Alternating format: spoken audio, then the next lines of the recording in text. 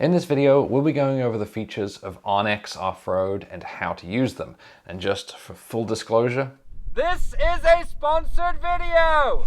I've been using OnX Off-Road for a little over a year now, and that's long before they offered to sponsor any of my videos. And one of the biggest strengths is the ability to find trails all across the US and even into Canada and the Baja Peninsula.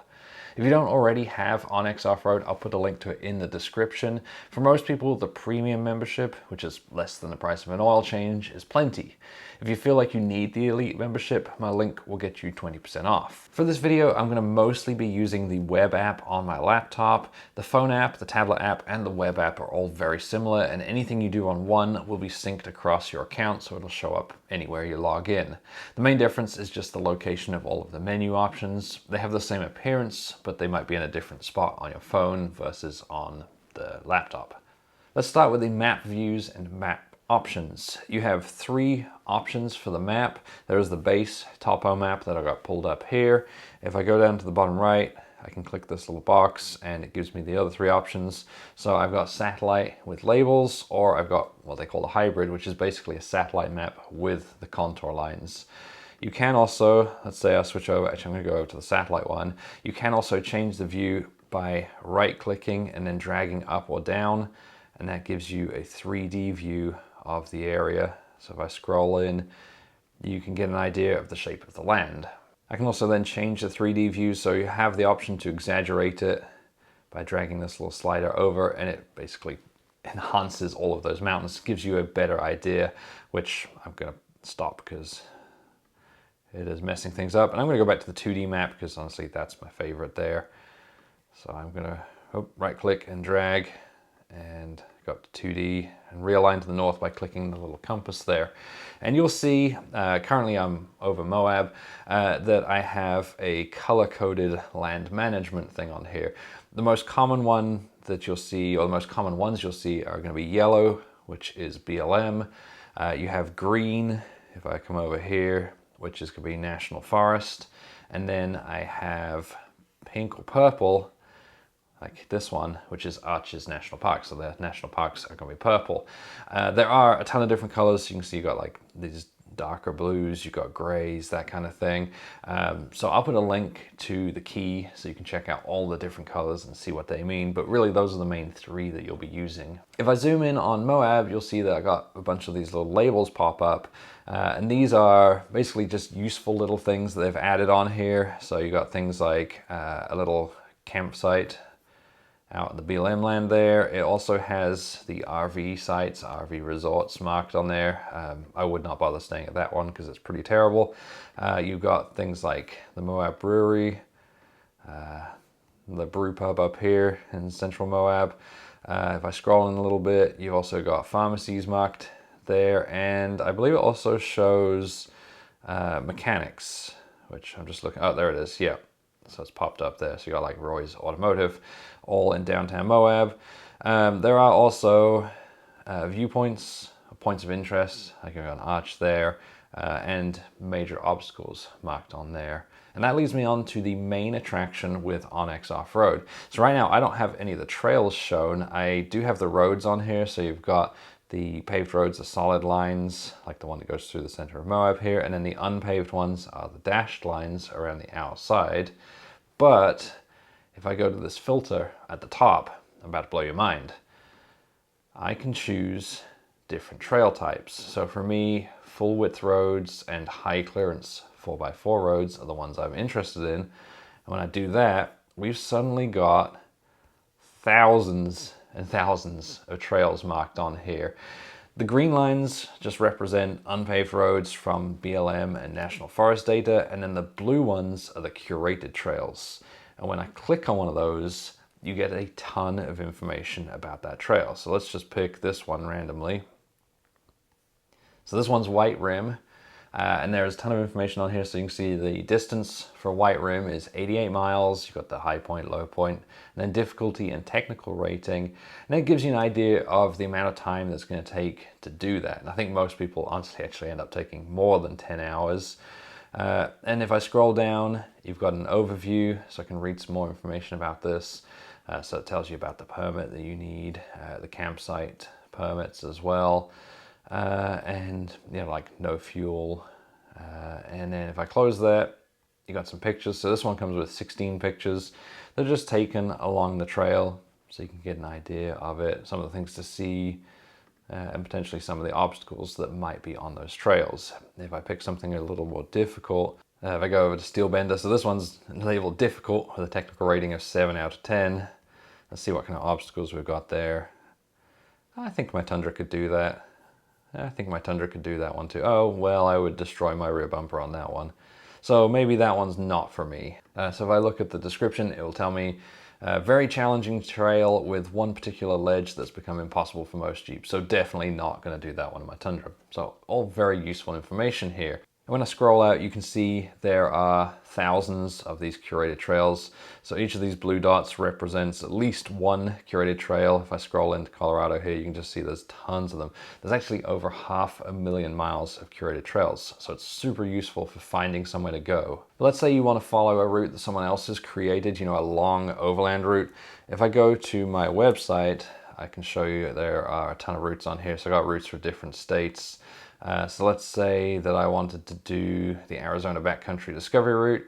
I can go on there and I can download that route that they have created. In this case, it is a GPX file that I can download here, clicking that button, and I can upload that to OnX. And I do that by going to My Content.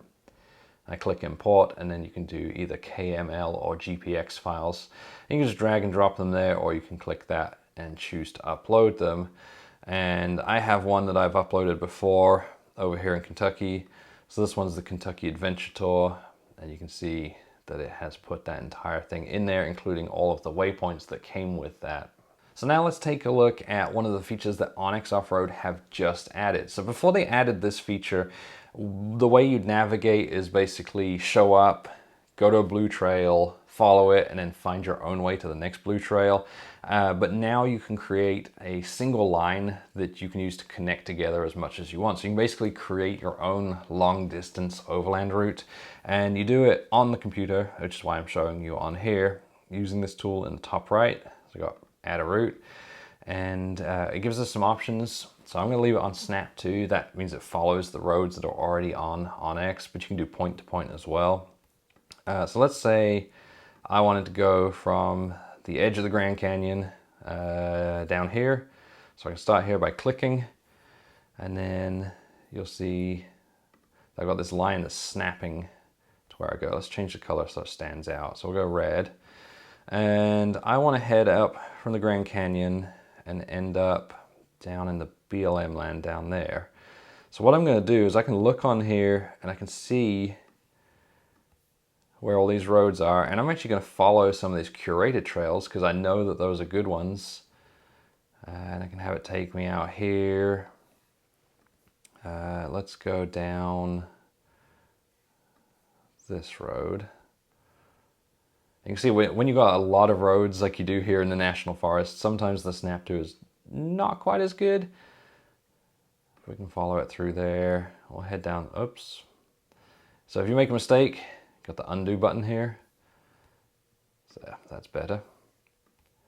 And I can head down here, takes me to the highway, drive along the highway here. Now this is a great road up here. So you got House Rock Road. Head up there, and let's say we want to visit White Pocket.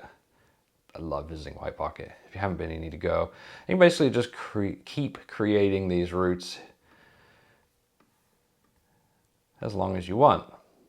You got some information about it on here, so I got like the distance, elevation gain, and I can make notes if I need to. Basically when I'm done, I just save it, and then that will sync across to the phone app. So when you're ready to navigate, you've got that ready to go. You can see I've got my long distance route there. If I want to edit it, I can click on it again. I can click edit, and I can keep drawing. And then just keep on going up here. That one's Cottonwood Canyon, another great road. Yeah, there's a ton of great stuff around here. Actually, one of my favorites that we did recently was Smoky Mountain Road, and we found this one thanks to OnX. So let's say we wanted to come up here. That'd be a good one. And then save it. And I've got that ready to go. Now that we've created a route, it's time to actually navigate it. So we're going to go across to the cell phone app, and immediately you should see that we have a lot of the same options. So in the bottom right, I can choose the map type.